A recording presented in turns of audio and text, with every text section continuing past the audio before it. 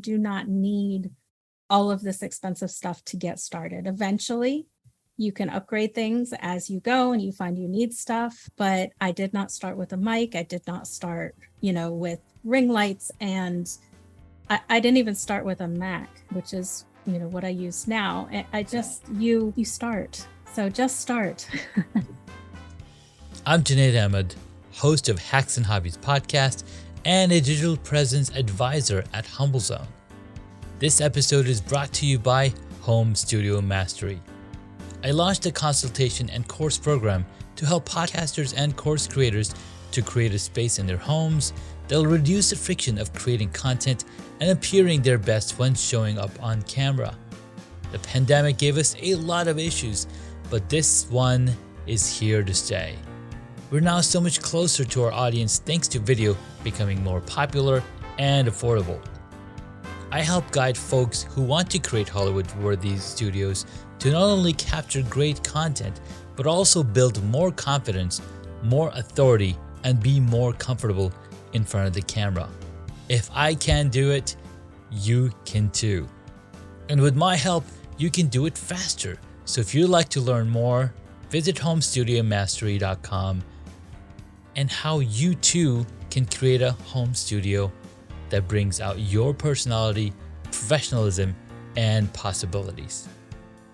Thank you for tuning in to Hacks and Hobbies with your host, Junaid. We're visited by our amazing guests coming from all walks of life who want to learn their story, their struggles, and their journey on how they got to where they are today. So stick around. Heather, thank you so much for coming on to the podcast. Thank you so much, Junaid. I really appreciate it. Fantastic. So tell us a little version of your journey that no one's heard of before, or let's just start with where you got started. So that's a very long story. I'll try to shorten it a little bit. About 6 years ago, through a series of actual tragedy and realizing that I wanted to work for myself, I learned about virtual assisting. So I started looking into that and decided that that was something that really interested me. It went right along with what I had been doing, which was marketing for, single companies, and realizing that I could market for multiple companies at the same time while setting my own hours and my own income. So that's a very short version of how I got started. And that's a nutshell right there. Right. Exactly. Mm-hmm. And then since I quickly realized that the majority of my clientele is coaches, and even if they are technically inclined, they don't like the technical side of things typically. And so I'm quite the tech nerd. And so I very quickly moved into that side of things in the VA world. And I am now a system strategist, and I basically come into a business and I will look at what their systems, their processes are, and see how we can automate and how we can, put everything together, what we can eliminate, and that kind of thing, and try to make their businesses run better and smoother for them. I really love that. What inspired you to really get into the marketing aspect of things? Like, you started this 6 years ago, but what was the precursor to that? Yeah, so I was doing marketing for a construction company. And I started working with basically digital agencies. And they're very massive and they're not personalized. And they're all about, you spending big money and not the easiest to work with. And I thought, I can do this for people and make it more customized for them and, get their businesses out into the social recognition aspect of the world. So, all right. So you were like, hey, the big companies are great. They want big money. They want big clients. But the small mom and pop shop or small companies that don't have that kind of budget can't really afford that. Plus, it's not giving them the personalized solution that you can create for them. Right. Exactly. They don't, it doesn't show their personality. And Yeah. that's huge. Personality is huge, especially in marketing. That's because that's what connects the customers, the clients, with what the company might be offering. Right. Exactly. So as you created these systems, as you became the system strategist and started doing more virtual assistant work because you're like, hey, I can work on multiple companies, I can promote multiple companies and build their marketing. How did that come about? How did I guess, can you repeat the question? I'm sorry. Yes. So how did you find, like, you started doing the personal branding and then you discovered that a lot of your clients were coaches. And I understand coaches spend a ton of time on calls coaching other people. So yes, they might not have the time to strategize their own marketing efforts. Exactly. How'd you come to that? Exactly. So yeah, it's as I was starting to, do kind of the smaller things for them, managing email and all of that. They started talking about, or not, I realized that they didn't have a list. They were only posting on social media. It was very sporadic. They oftentimes had a very simple website, which that's completely fine, but it wasn't doing for them what they wanted it to do. There was no SEO on the back end. Like I mentioned, their list, they weren't building that. And so there was no way for them to necessarily retarget their audience, to remarket to their audience, and to just have conversations and teach. And coaches love to teach. And so do I. So I, that's kind of how that came about, where I started looking at the different platforms that I was using for my own business or working with them, and learning the specific platforms that they were using. And that my first several clients were so gracious. They just really adapted to me. Like they were very flexible with me as far as learning, and as far as they saw my enthusiasm. And so I was able to get their businesses to a place that they would never have gotten to by themselves, because like you said, they're talking to people all day long. They don't. And I'm the same way in my own business. If I'm going to be honest, I'm working on everybody else's stuff. I don't focus on my own because I am doing everybody else's. And so I'm trying to change that, but that's a thing. And so yeah, it's looking for clients that don't want to do the technical. Just, it lights me up whenever I find that. So. Nice. I'm a tech savvy person myself, but when it comes to me spending the time with my kids versus spending the time on the tech specs, it's like, all right, maybe I'll come back to this another time. I have a server sitting in the back over here that's been down for a good 6-7 months, and I haven't rebooted it because I know it's going to take me a couple hours. And I was like, I will get to it when I will get to it. Right. Yeah. Family first, always. Yeah. Sweet. So your motivation to helping these other coaches and these small businesses was that you can bring the personalized solution for them. And you were like, okay, I can do this for you guys. But I think you also have a course that you teach other VAs on how to be the VAs for marketing. I do. So I'm very, very excited about it. It is a course on how to become a VA. I am in the process of writing another course, which will be an advanced course. I'm not sure. That'll be sometime the beginning of next year, hopefully, that advanced course comes out. But yes, teaching how to become a VA and how to build the business from ground up, and how to retain clients, how to set pricing, the marketing that goes into it, and all of that. Nice. So you must have a good list of VAs, because I'm always looking for people that can help me grow my business, right? I have 4 different companies, so to say, one in the web space, one in the home studio, one in the podcasting, and I can't run all of it myself. That's where the help of teammates come into play. Yes. Yes.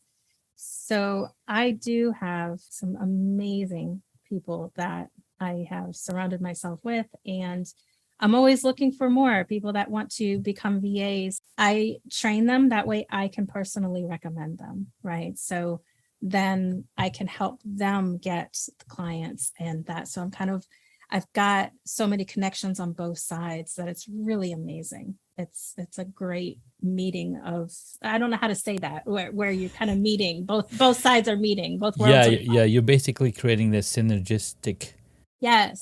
place. It's almost like serendipitous.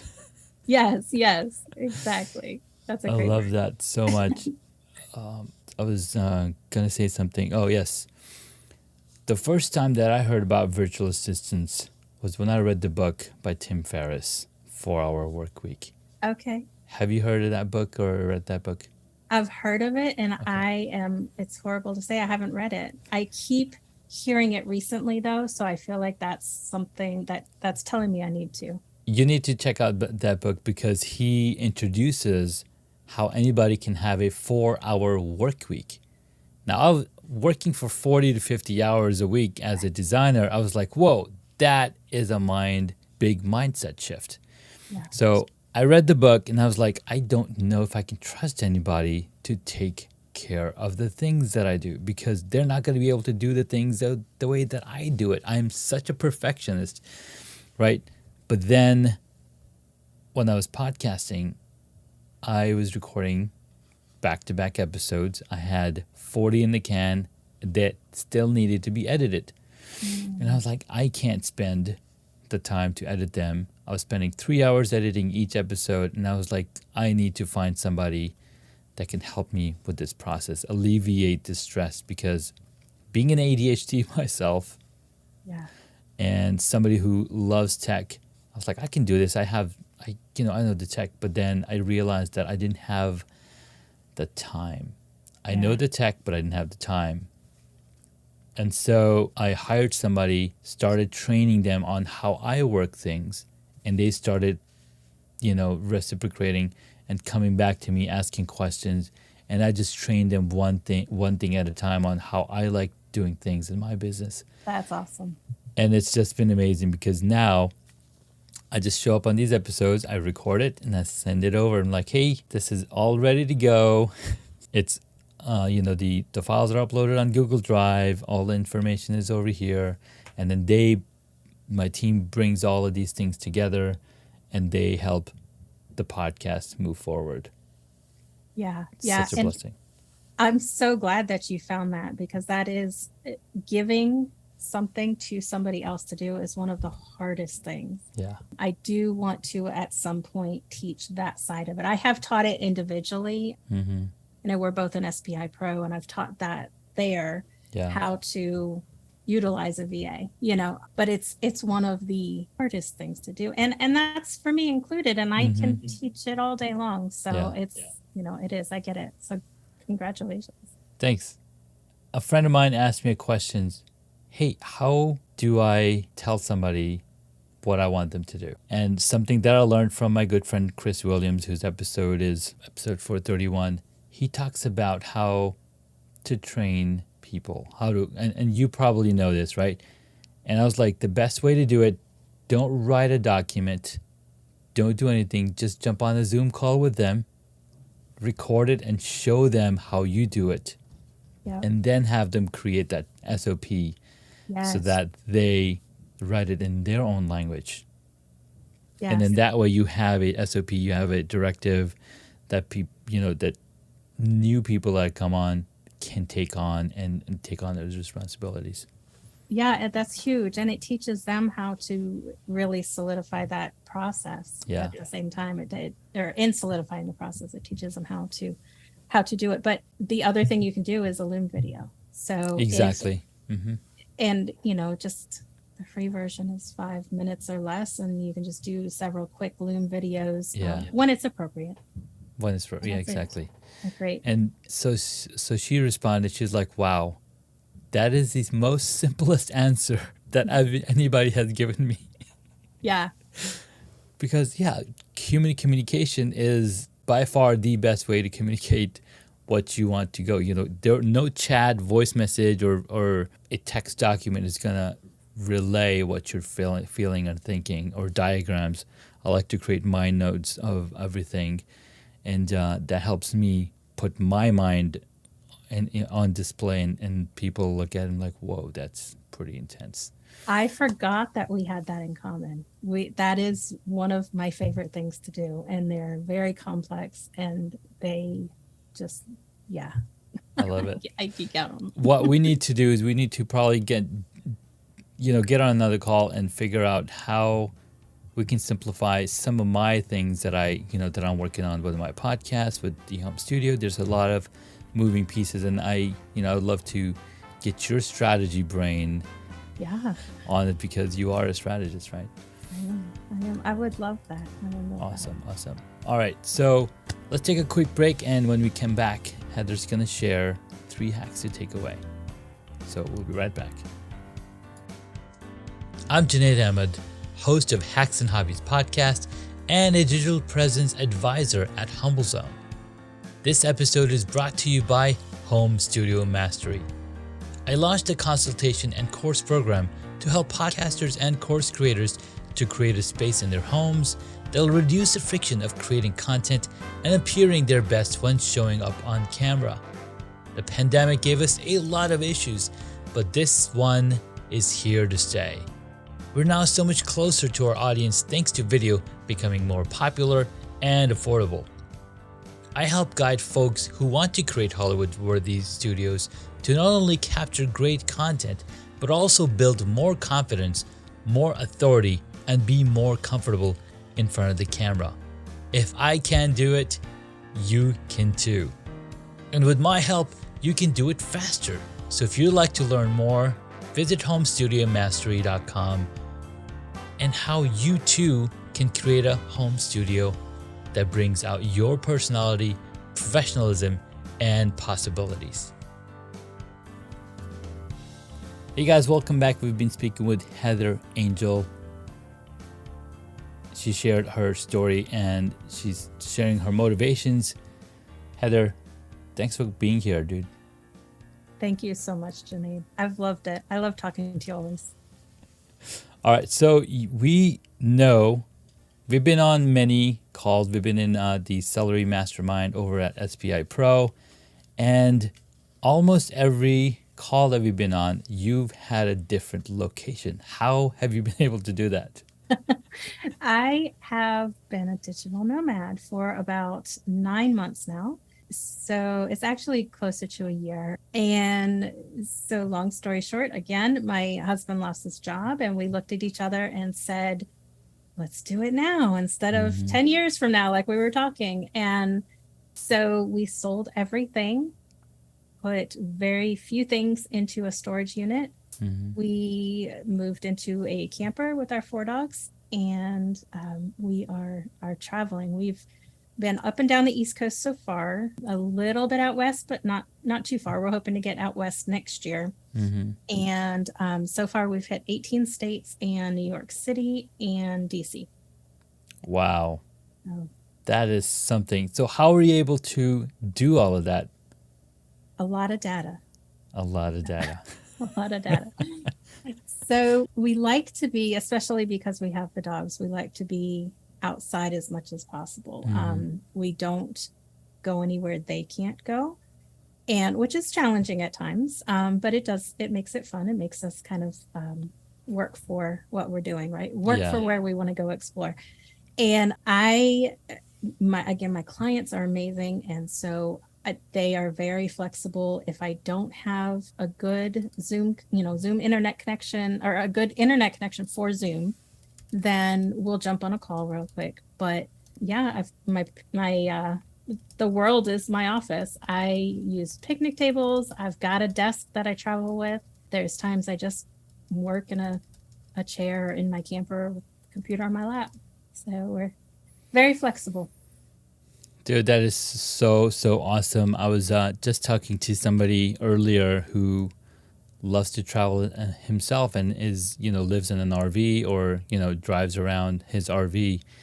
And I was mentioning to him how just a few weeks ago, I was talking to my wife that we want to buy an RV and rent it out because that would be such a game changer. And then if we want, we can jump in the RV and go tripping as well because it's so much fun when you're out and about.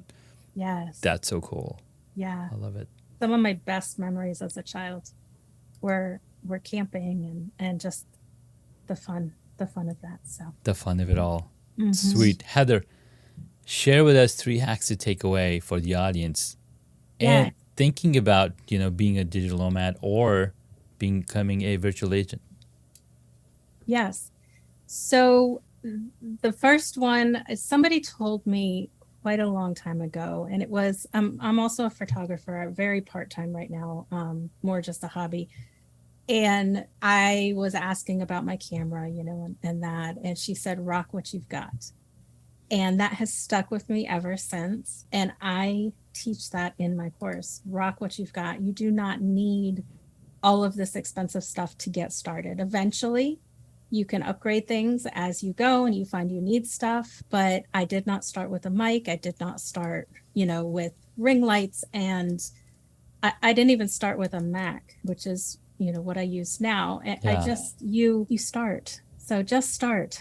Just get started. Exactly. Don't let it go another year, whatever your dream is. Don't let it go another year, where you haven't started and start working on it. So love that. Yeah, that's one. Another one is I'm going to kind of go back to what we were talking about for entrepreneurs hiring and working with VAs. Mm-hmm. Write down a list of the things that you don't like to do, things that don't light you up, that you can teach somebody else to do. Some of them are going to be very, very simple. Some of them are going to be, a little bit more complex, and you're not sure exactly how you're going to hand them off. But if you at least have that list, then you can visibly, look at it and see and make sure that what you it just helps with the starting of it. I'm not saying that very well, but it starts with it helps with the start of getting that off of your plate. So the things you don't like to do are a great place to start. Yeah, I like what you said, where my friend says, make a list of things, or, make a list the same way that you're saying, make a chart. Okay, what work are you doing that's not bringing you happiness and that's not bringing you any money? Yeah. But you still need to get it done. That's something that you can hand off. Exactly. What's bringing you a ton of joy and bringing money, you want to keep that probably in your chart. And what's keeping you, what you don't have to do, but it's also bringing money, that's something that you can also hand off. So a chart like that and the list that you mentioned is a perfect example of how to get started. And if you need help, you can contact Heather Angel and she can tell you exactly where to find the people that she trusts herself, because she's training these VAs. Absolutely. I love that. Absolutely. And the third one, I would say, and this may be a little overused right now, I hope it's not, but doing mind maps. So we had, spoken about the Mind Node? Mind Node, yep. Mm-hmm. Yeah, I always get it mixed up. But doing a mind map, not just a mind map, but a brain dump. Sorry, mixing the brain dump and the mind map. Brain dump and the mind map, yeah. Mm-hmm. Mm-hmm. And so doing your brain dump first and then organizing that. And I think the thing that people, and I use the brain dumps for everything. I use them for when we're traveling. I use them for, business. And it's very therapeutic for me. Mm-hmm. And I teach them. When I coach, I teach. You do, at some point in our coaching sessions, you're going to do a brain dump. Nice. But you also need to organize it after that and to be able to get the things done that you need to. And so that's a whole other process, but that is very, it's very therapeutic, and it will help you clear your mind, and it'll help you move forward. I love that. Mind dump, brain dump. Put it all on the paper so that it's not in your head and it's in front of your eyes, so you can actually see what's going to help you move forward. I love that. Right. This is awesome. Yeah. All right, let's jump into the 6 questions that I like to ask my guests. Okay. Number 1, what is the one hobby that you wish you got into? I wish that I had gotten into some sort of martial arts. I don't know exactly what kind, but I've always wanted to teach women self-defense. And I don't even know it. I mean, I know pieces, but I don't know enough to teach somebody how to do it and not Sure. hurt themselves severely. So That's a pretty cool hobby for sure. Yeah, because we do need self-defense no matter who you are. There's parts of the world that are not as nice as most parts of the world, right? Right. Love it. Next question. What did you want to be when you were a child? Oh, that's a good one. I wanted to be everything. It kind of fits with my life right now, right? Mm-hmm. I really wanted to be an interior designer. And I do nothing with interior design. I swore off computers when I was very young because they controlled my dad's life. And I said I would never get into them. And here, that's what what we're doing. That's what I do. So that might be tip number 4. Don't ever swear off something, because that will be the thing that you end up doing. But yeah, I always wanted to be an interior designer. It's strange. I love it. Next question. What is your favorite movie or TV show? Ooh, this is almost embarrassing to say. Robin Hood Men in Tights. Okay. Was that the one with Robin Williams? No. No. It's a spoof. And it's a spoof. Very sarcastic.